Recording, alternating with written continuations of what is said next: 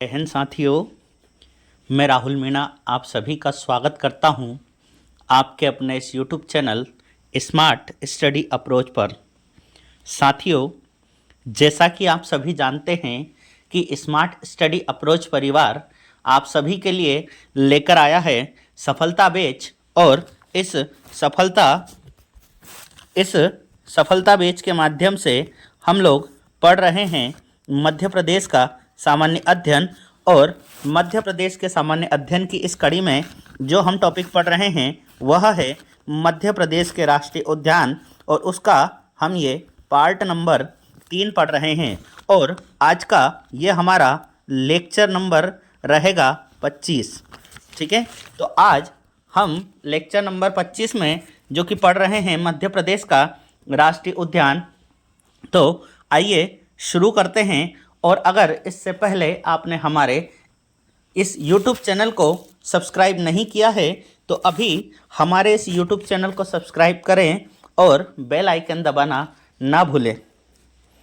और हमारी इन क्लासेस के लिंक को ज़्यादा से ज़्यादा शेयर करें अपने मित्रों तक, ताकि वो भी इस सीरीज का लाभ उठा सकें। ठीक है, चलिए आगे बढ़ते हैं। और अगर आप लोग कर रहे हैं MPPSC prelims, assistant professor, food safety officer, MPSI, MP police, MP आबकारी, जेल प्रहरी, फॉरेस्ट गार्ड, MP पटवारी और व्यापम द्वारा आयोजित की जाने वाली सभी एक दिवसीय परीक्षाओं की तैयारी कर रहे हैं तो आज ही हमारे इस YouTube चैनल से जुड़े और अपनी तैयारी को मजबूत करें। ठीक है साथियों, जैसा कि कल ही हमारे जो गृह मंत्रालय की ऑफिशियल वेबसाइट है उस पर बताया गया है कि माननीय मुख्यमंत्री जी द्वारा 8,500 पदों के लिए कांस्टेबल की पोस्ट बहुत जल्दी आने वाली है। तो आज ही अपनी तैयारी शुरू करें। अगर अभी तक आप लोगों ने अपनी तैयारी स्टार्ट नहीं की है तो अभी आप लोग अपनी तैयारी स्टार्ट करें और MP पुलिस में अपना सिलेक्शन निश्चित करें। ठीक है, और बहुत ही जल्दी हमें ये सूचना भी मिल जाएगी कि लगभग 500 जो MPSI की पोस्ट भी बहुत जल्दी आने की है। तो तैयारी करते रहिए। और चलिए हम शुरू करते हैं हमारी आज की क्लास। और आज का हमारा जो मोटिवेशनल कोट है वह इस प्रकार है कि पहचान तुम्हारी सिर्फ काबिलियत से ही होगी, पहचान तुम्हारी सिर्फ काबिलियत से ही होगी, यूं शीशे में खुद को संवार कर वक्त जाया ना करो। ठीक है, तो हमें अपनी मेहनत पर विश्वास करना है, हमें हमारी मेहनत को जारी रखना है ताकि हम हमारी जीत सुनिश्चित कर सकें और हमारा इस वर्ष सिलेक्शन ले सकें। चलिए आगे बढ़ते हैं। और अभी तक हमने मध्य प्रदेश के सामान्य अध्ययन की इस सीरीज में क्या क्या पढ़ लिया है तो हम देखते हैं कि हमारा मध्य प्रदेश का गठन कंप्लीट हो चुका है। इसके बाद मध्य प्रदेश का सामान्य परिचय, मध्य प्रदेश के पर्वत, मध्य प्रदेश की मिट्टियाँ, मध्य प्रदेश की जलवायु, मध्य प्रदेश की ऋतुएं और मध्य प्रदेश का भौतिक विभाजन, ये चैप्टर हमारे कंप्लीट हो चुके हैं। इसके साथ ही हमने हमारा जो अगला चैप्टर है वह है जनगणना।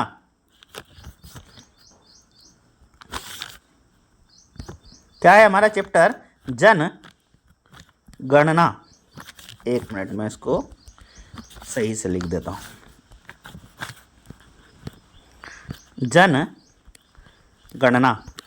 तो ये जनगणना वाला टॉपिक भी हमारा कंप्लीट हो चुका है। और अभी जो टॉपिक हम पढ़ रहे हैं वह है हमारे मध्य प्रदेश के राष्ट्रीय उद्यान। और इन राष्ट्रीय उद्यानों में कल के लेक्चर में हमने 3 राष्ट्रीय उद्यान पढ़ लिए थे। कौन कौन से?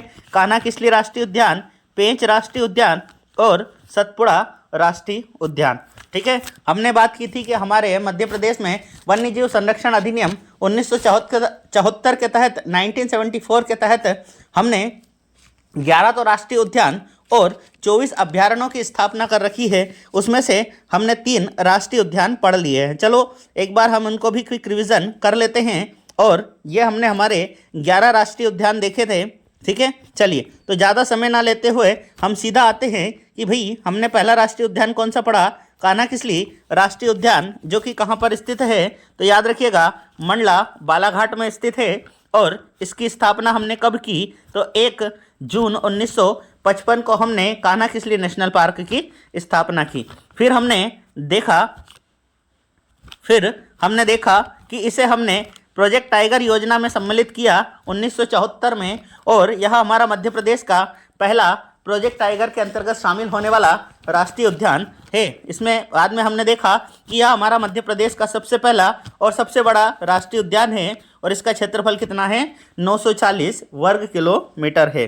फिर हमने देखा कि वर्ष 2017 में रोहन चक्रवर्ती द्वारा भूर सिंह द बारासिंगा को कान्हा-किसली नेशनल पार्क का क्या बनाया गया, शुभंकर बनाया गया। और आप ये चित्र में देख रहे होंगे, तो ये जो चित्र आप लोगों को दिख रहा है वह किसका है, तो यह भूर सिंह द बारासिंगा, देखिए यहाँ पर लिखा भी है भूर सिंह द बारासिंगा। ठीक है, फिर हमने देखा कि हमारा कान्हा-किसली नेशनल पार्क में ब्रेडरी प्रजाति का बारासिंगा पाया जाता है, जिसे हम क्या कहते हैं, तो कान्हा का गहना के नाम से हम इसे जानते हैं। ठीक है, इसके बाद में हमने क्या देखा कि हमारे यहाँ पर कौन सी 2 नदियाँ प्रवाहित होती है, तो बंजर और सुपर्ण नदी यहाँ पर प्रवाहित होती है। यहाँ पर वन किस प्रकार के पाए जाते हैं, तो यहाँ पर उष्णकटिबंधीय और शुष्क पर्णपाती वन पाए जाते हैं। फिर हमने देखा कि यहाँ का सबसे ऊंचा स्थान कौन सा है, तो उसे हम बामनी दरार के नाम से जानते हैं, और ये एक सनसेट पॉइंट के रूप में विख्यात है। फिर हमने देखा कि कान्हा-किसली नेशनल पार्क में हमें बेगा जनजाति निवास करती हुई दिखती है, और हम ये भी देखते हैं कि यहाँ की महिलाएं क्या काम करती है, तो यह गाइड का कार्य करती है। ठीक है, फिर यहीं पर हमने बेगा मंगलू के नाम से सड़क देखी थी।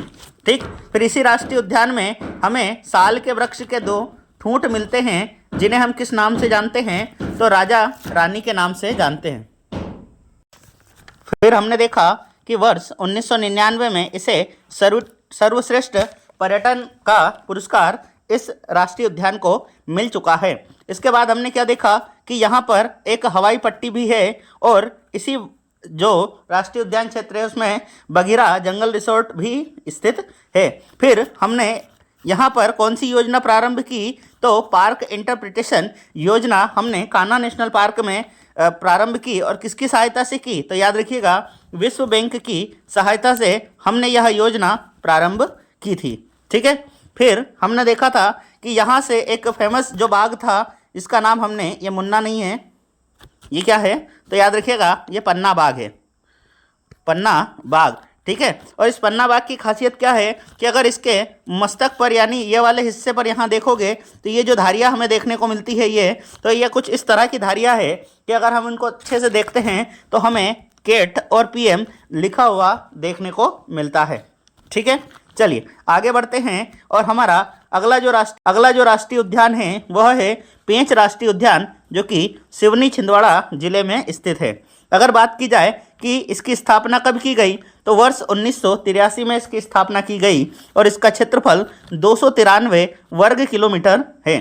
ठीक है, इसमें महत्वपूर्ण क्या है कि वर्ष 2002 में इसका नाम बदलकर हमने क्या कर दिया, तो इसका नाम बदलकर हमने इंदिरा प्रियदर्शनी राष्ट्रीय उद्यान और पेंच मोगली अभ्यारण्य इसका नाम हमने कर दिया।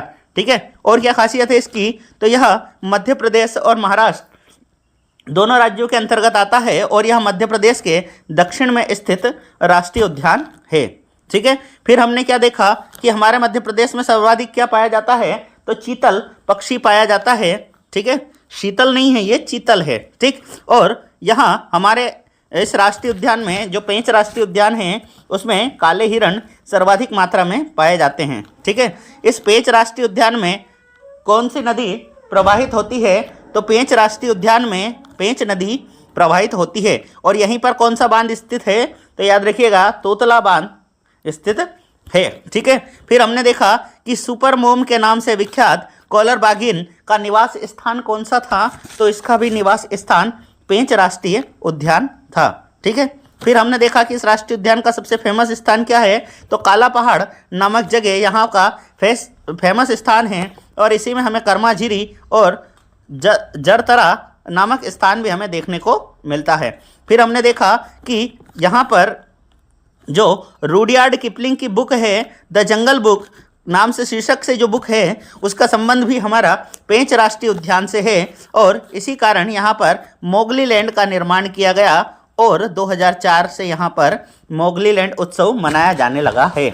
ठीक है, आप सभी ने देखी होगी द जंगल बुक, जिसमें कहा जाता है कि जंगल जंगल फूल खिले हैं, पता चला है अंदर।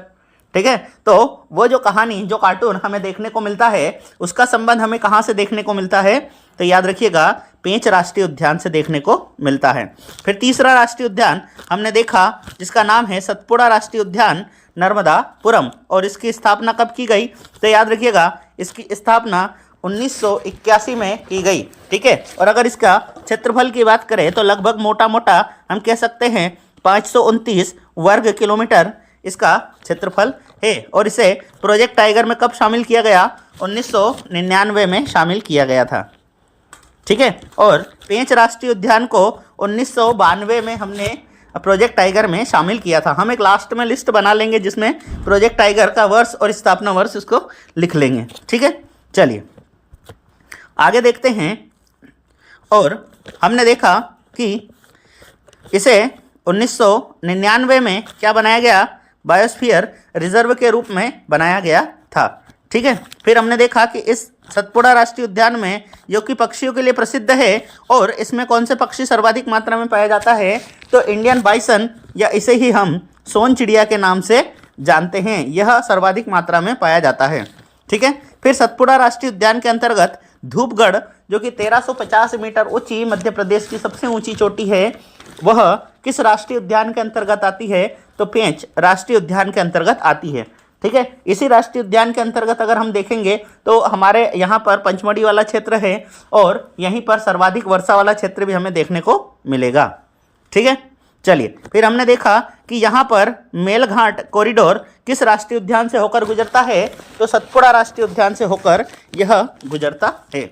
तो ये हमारे 3 राष्ट्रीय उद्यान जो कि हम लोगों ने देख लिए हैं। अब हम आगे बढ़ते हैं, और हमारा आज का जो चौथा राष्ट्रीय उद्यान है वह है पन्ना राष्ट्रीय उद्यान, जो कि पन्ना और छतरपुर जिले में स्थित है। देखिए, मैं मैप में बता देता हूँ आप लोगों को कि यह रहा हमारा पन्ना राष्ट्रीय उद्यान, जो कि कहाँ पर स्थित है? ये इस जगह पर पन्ना और छतरपुर राष्ट्रीय उद्यान, पन्ना और छतरपुर जिले के अंतर्गत आता है। ठीक है, चलिए आगे बढ़ते हैं। और बात की जाए कि पन्ना राष्ट्रीय उद्यान की स्थापना कब की गई? तो वर्ष 1981 में पन्ना राष्ट्रीय उद्यान की स्थापना की गई। वहीं वर्ष 1993-94 में इसे हमने प्रोजेक्ट टाइगर योजना के अंतर्गत शामिल किया था। क्लियर है?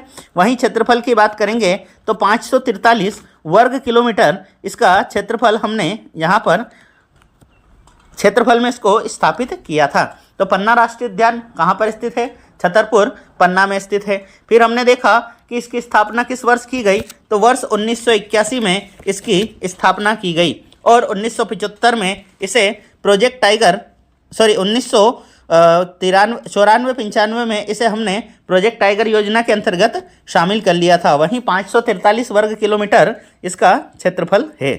ठीक है, चलिए आगे बढ़ते हैं। अगर बात की जाए कि भैया हमारा जो पन्ना राष्ट्रीय उद्यान है उसकी तुलना किस राष्ट्रीय उद्यान से की जाती है, तो याद रखिएगा सरिस्का राष्ट्रीय उद्यान, जो कि कहाँ पर स्थित है? राजस्थान में स्थित है। ठीक है, वहीं पर इस राष्ट्रीय उद्यान से एक नदी प्रवाहित होती है जिसे हम किस नाम से जानते हैं? तो केन नदी के नाम से जानते हैं, और इस केन नदी को पन्ना राष्ट्रीय उद्यान की क्या कहा जाता है? जीवन रेखा कहा जाता है। ठीक है, देखिए हमने कान्हा-किसली राष्ट्रीय उद्यान में सुपर्ण और बंजर नदी देखी। ठीक है, इसके बाद में सतपुड़ा में हमने पेंच नदी देखी, पेंच राष्ट्रीय उद्यान में पेंच नदी देखी, और सतपुड़ा में हमने जो तवा नदी हमने यहाँ पर देखी, और पन्ना राष्ट्रीय उद्यान में हमने कौन सी नदी देखी? तो याद रखिएगा यहाँ पर हमने केन नदी देखी।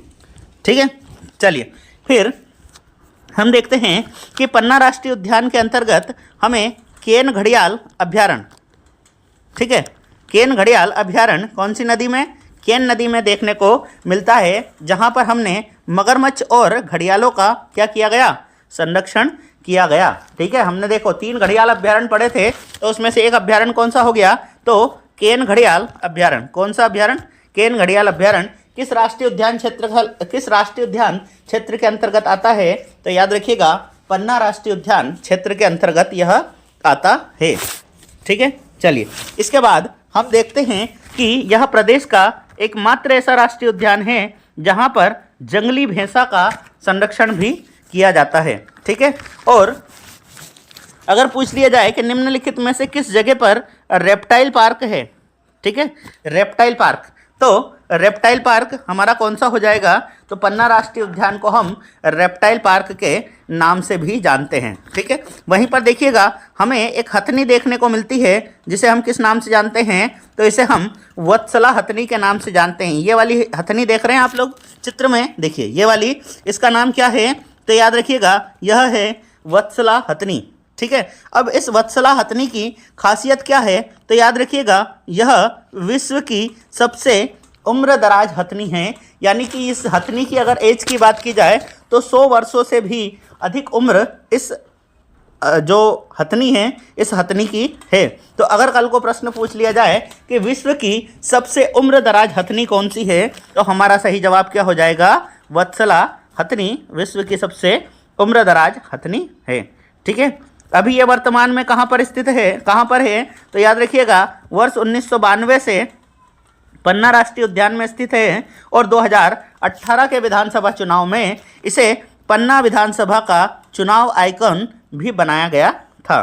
ठीक है, चलिए आगे बढ़ जाते हैं और आगे देखते हैं कि 2011 में 2011 में इसे प्रदेश का तीसरा और भारत का 18वां जैव आरक्षित क्षेत्र बनाया गया।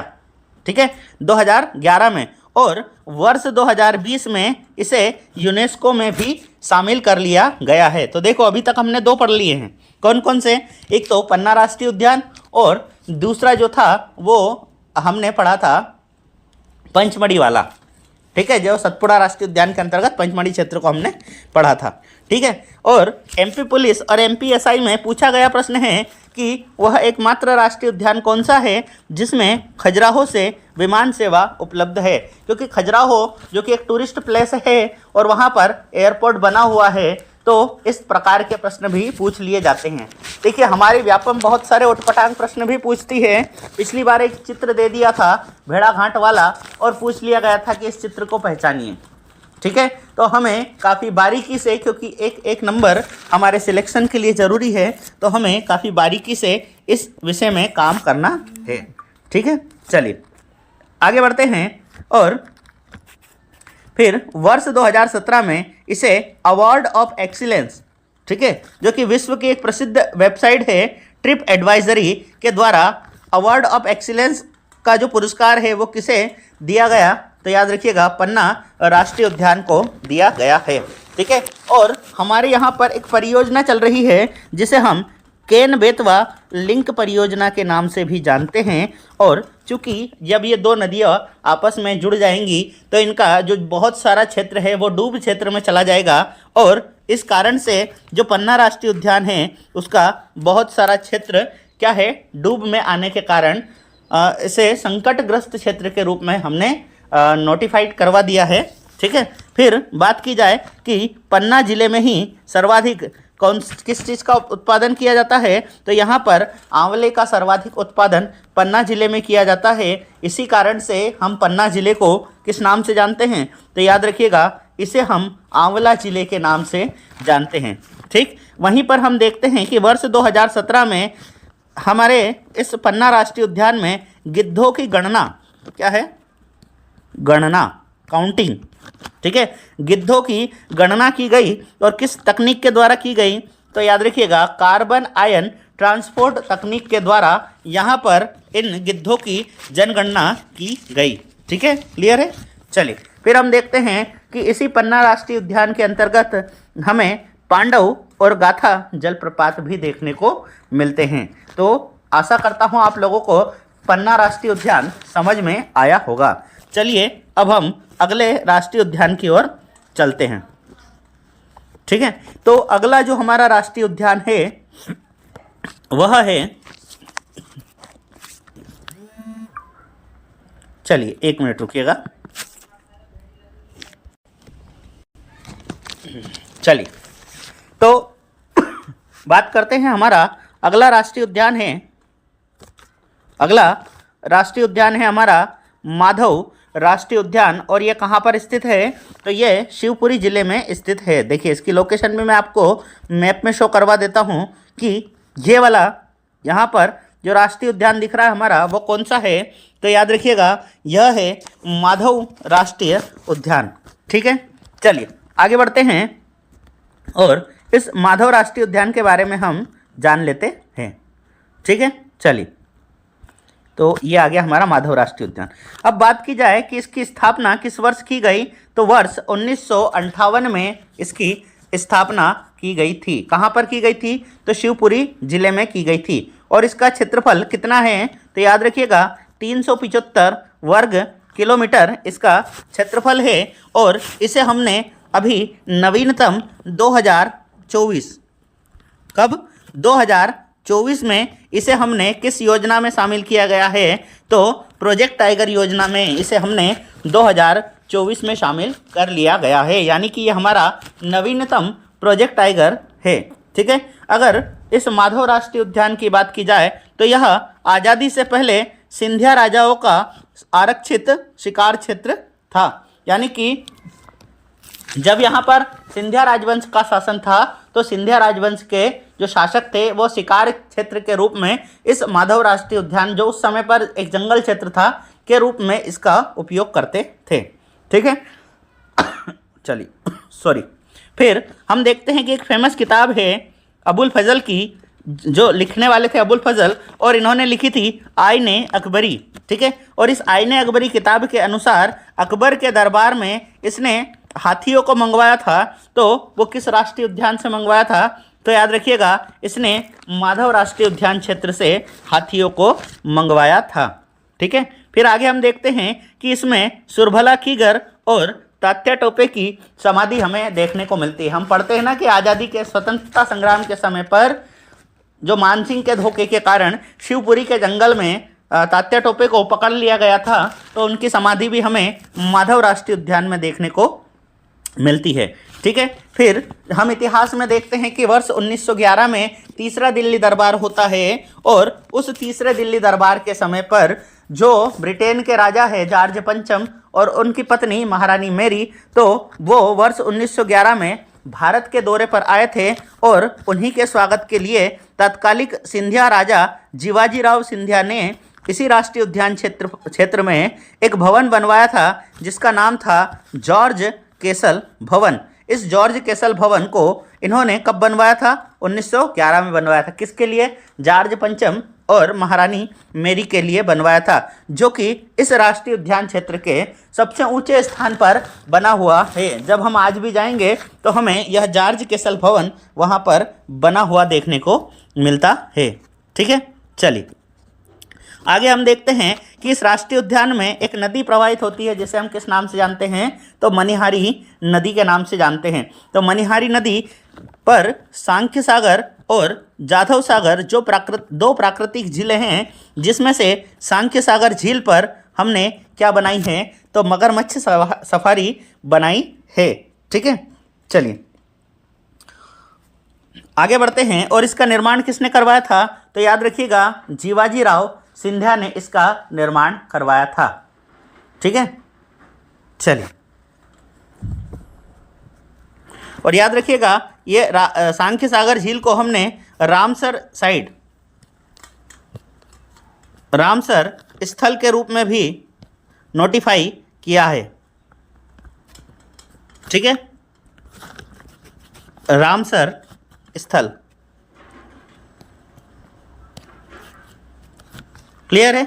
चलिए आगे बढ़ते हैं। तो ये था हमारा कौन सा राष्ट्रीय उद्यान? माधव राष्ट्रीय उद्यान। क्लियर है, समझ में आया होगा आप लोगों को। चलिए ज़्यादा समय ना लेते हुए हम अगले राष्ट्रीय उद्यान की ओर चलते हैं। और हमारा जो अगला राष्ट्रीय उद्यान है वह कौन सा है? तो याद रखिएगा बांधवगढ़ राष्ट्रीय उद्यान, और ये किस जिले में स्थित है, तो यह उमरिया जिले में स्थित है। देखिए मैप में इसकी लोकेशन देख लेते हैं हम, चलिए मैप पर चलते हैं। ठीक है, तो देखिएगा ये यहाँ पर स्थित है बांधवगढ़ राष्ट्रीय उद्यान। क्लियर है, चलिए, यानी कि यह मध्य प्रदेश के पूर्वी क्षेत्र में स्थित एक राष्ट्रीय उद्यान है। क्लियर है, चलिए अब बात की जाए कि इसकी स्थापना कब की गई थी। तो ये स्थापना वर्ष यहाँ पर गलत लिखा हुआ है, मैं करेक्ट करवा देता हूँ आप लोगों को। यह है 1968 1968 में बांधवगढ़ राष्ट्रीय उद्यान की स्थापना की गई थी, और इसे वर्ष 1993 में प्रोजेक्ट टाइगर योजना के अंतर्गत शामिल किया गया था। ठीक है, और इसके क्षेत्रफल की बात की जाए तो यह 437 वर्ग किलोमीटर इसका क्षेत्रफल है। क्लियर है, चलिए अब बात की जाए कि यह बांधवगढ़ राष्ट्रीय उद्यान विंध्याचल पर्वतमाला के पूर्वी भाग में स्थित कितनी पहाड़ियों से घिरा हुआ है। तो याद रखिएगा 32 पहाड़ियों से घिरा होने के कारण भी हम इसे बांधवगढ़ राष्ट्रीय उद्यान के नाम से जानते हैं। अब यह बांधवगढ़ राष्ट्रीय उद्यान क्यों फेमस है, तो याद रखिएगा यहाँ पर जो टाइगर्स है उनका जो घनत्व है, डेंसिटी है, वह सबसे ज़्यादा है, और यहाँ पर 8 वर्ग किलोमीटर में एक बाघ निवास करता है, और इसी के कारण, क्योंकि सर्वाधिक बाघ घनत्व के कारण, हम इस राष्ट्रीय उद्यान की तुलना राजस्थान के रणथंभौर राष्ट्रीय उद्यान से करते हैं। ठीक है, अब अगली बात आती है कि यह राष्ट्रीय उद्यान बंगाल टाइगर यानी कि सफ़ेद टाइगर्स के लिए जाना जाता है। यानी कि अगर हमारे यहाँ पर सफ़ेद टाइगर्स की बात की जाएगी तो वह कहाँ पाए जाते हैं, तो याद रखिएगा सफ़ेद टाइगर हमारे यहाँ पर बांधवगढ़ राष्ट्रीय उद्यान में पाए जाते हैं। इसी के कारण यह बंगाल टाइगर्स के लिए फेमस है, और इसी कारण इसे हम लैंड ऑफ वाइट टाइगर्स के नाम से भी जानते हैं। ठीक है, फिर हम आगे देखते हैं कि बांधवगढ़ राष्ट्रीय उद्यान क्षेत्र में सर्वप्रथम वर्ष 1914-15 में सफ़ेद बाघ देखा गया था, जिसे रीवा के तत्कालिक राजा वेंकटरमण सिंह ने पकड़ा था। ठीक है, उस समय के जो राजा थे, राजा वेंकटरमण सिंह, उन्होंने इस सफ़ेद बाघ को देखा था। ठीक है, सफ़ेद बाघ को देखा था, पकड़ा नहीं था, देखा था।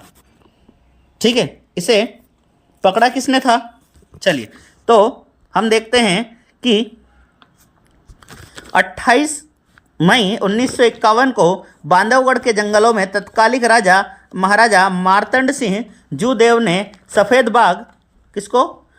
बाघ मोहन को पकड़ा।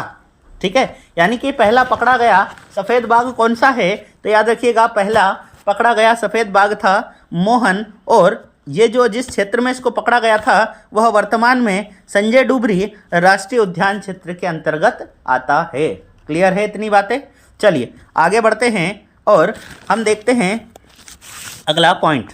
ठीक है, तो देश की पहली वाइट टाइगर सफारी वर्ष 2016 में मुकुंदपुर टाइगर सफारी के नाम से, जिसका नाम, ठीक है, मुकुंदपुर में स्थित है। ठीक, और इसका वर्तमान नाम क्या है, Maharaja Martand Singh Judeo white tiger safari के नाम से इसे जाना जाता है। ठीक है, और उमरिया जिले में ही हमें बघेल राजवंश, जिसे हम बघेल संग्रहालय के नाम से जानते हैं, वह किस राष्ट्रीय उद्यान क्षेत्र के अंतर्गत आता है, तो याद रखिएगा यह बांधवगढ़ राष्ट्रीय उद्यान क्षेत्र के अंतर्गत आता है। क्लियर है, चलिए फिर इसी क्षेत्र में, इसी राष्ट्रीय उद्यान में सफ़ेद बाघ जो मोहन था और इसके अलावा अन्य जो बाघ थे, उनकी खाल जो है, उनकी चमड़ी जो है, उसका संरक्षण भी कहाँ किया गया, तो इसी बघेल संग्रहालय में किया गया था। और याद रखिएगा यहाँ पर मोहन बाघ के अलावा सीता, चार्जर, मोहिनी, बिट्टू, बमोड़ा और अन्य सफ़ेद बाघ, ठीक है, एक और है विराट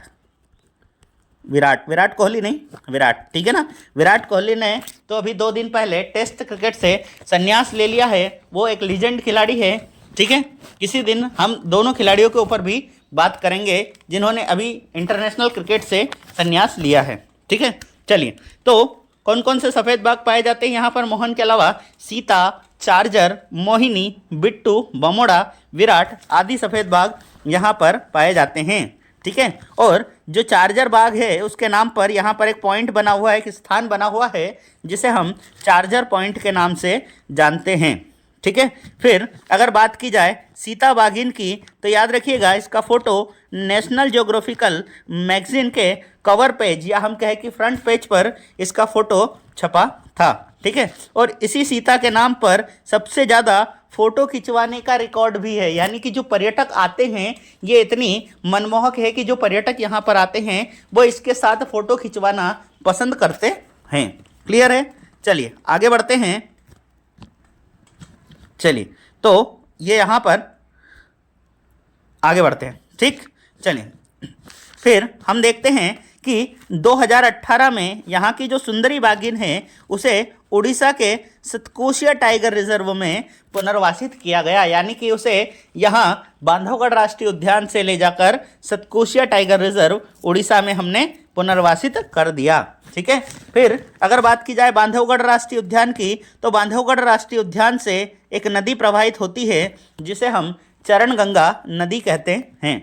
ठीक है, और इसी राष्ट्रीय उद्यान क्षेत्र में 2000 साल पुराना एक किला है जिसे हम बांधवगढ़ के किले के नाम से जानते हैं। ठीक है, और इसी किले के अंदर शेष शैया पर विराजमान भगवान विष्णु की एक विशाल मूर्ति है जिसे चट्टानों से काटकर बनाया गया था तथा यहाँ भगवान विष्णु के चरणों से चरणगंगा नदी निकलती है या एक नदी का उद्गम होता है। इसी के कारण इस नदी को हम किस नाम से जानते हैं? तो चरणगंगा नदी के नाम से इसे हम जानते हैं।